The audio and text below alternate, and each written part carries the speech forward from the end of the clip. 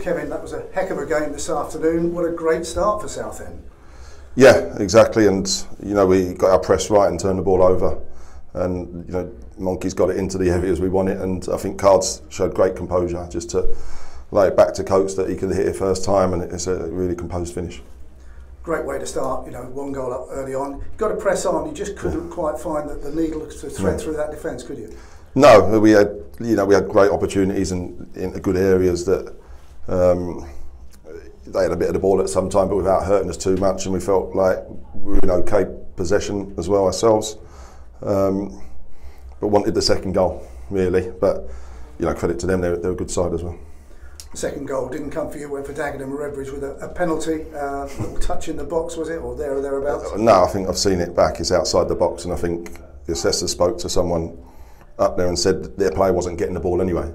So it's one of them. The decisions all afternoon were frustrating to say the least, and it's had an effect again. You get to half time, one apiece at half time, you're going to press on in the second period, but to be honest, it looked like Dagenham and Redbridge started that second half maybe on the front foot. Well, they had the chance, didn't they, that Colin made a brilliant save from, and maybe that extra day told there a little bit, but I think then we were the team that probably had the better chances in the first half as well, the better chances. Even the second half, we're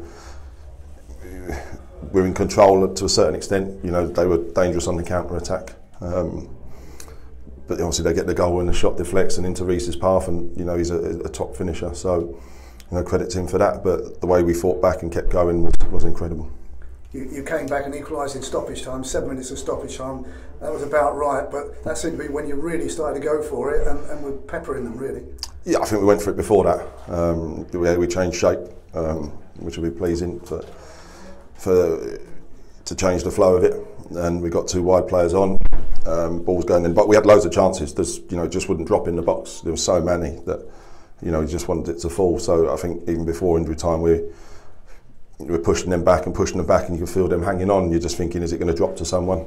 But a great ball in and a great header. Harry Cardwell had a chance just before the goal came with a flicked header. You must have thought at that point, no luck this afternoon. And then who should pop up with a deft header? Gus Scott Morris. How the heck does he do it?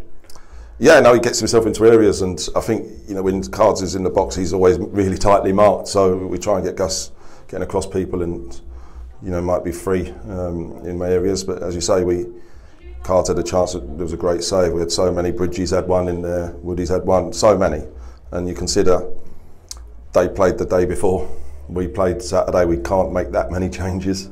So what the players did and the effort they had to keep going and be the ones in the ascendancy, trying to win the game was huge credit to them, and the fans cheering them on and trying to suck the ball in at the end there was made a huge difference to us as well. So thank you to them for that as well. I suppose one change you did have to make in the first half was the goal scorer Coker went off injured. That was a blow, and that made you change shape as well, didn't it? Yeah, slightly. We just thought we'd get another body up top. Obviously we played with George off Cards to begin with, but without a natural striker, we asked Woody to do it. But yeah, he's done his ankle. It looked like a tackle from behind that wasn't even a foul. So disappointing. We'll have to see how he is.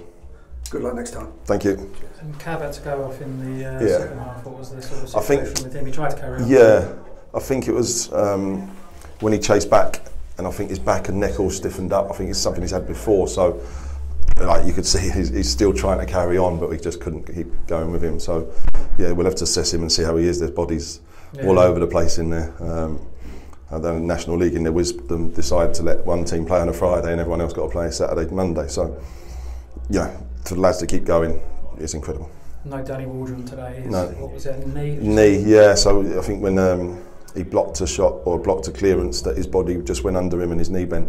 So we'll have to settle that, see how that settles down, and maybe have a scan on that. I know you couldn't make too many changes, but I thought James Morgan did well when he came on and showed what he can do. Yeah, no, absolutely. He gets control on the ball, and he plays. He's got a good range of passing, but he just kept simple, and we kept switching play, and we kept getting 1v1s on the outside.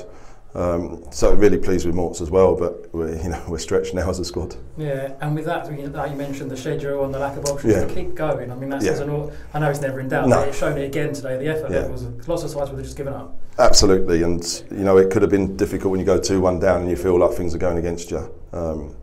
So I can't as I've had done last year. Nothing's changed with these players. They're the same players. That we've added a few, but the character will never be questioned. Is there any update on Walker's scan yet? Or? No, not yet. We're still waiting to get that done.